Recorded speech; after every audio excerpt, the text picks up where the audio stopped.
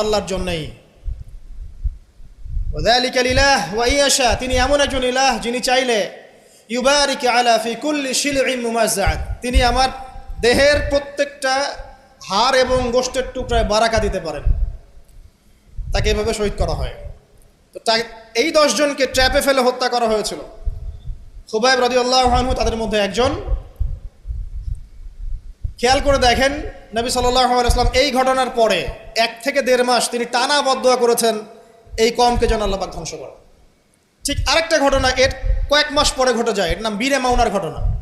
বীরে মাউনা একটা জায়গার নাম, যেখানে একইভাবে দিন শেখার কথা বলে দায়ীদেরকে ডেকে নিয়ে এসে 70 জন দায়ীকে একসাথে হত্যা করা হয়েছে ট্র্যাপে ফেলে।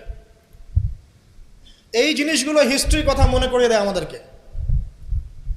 ইসলামের ইতিহাস পড়ে দেখেন, মঙ্গলরা, ওইদিকে রোমকরা, বাইজেন্টাইন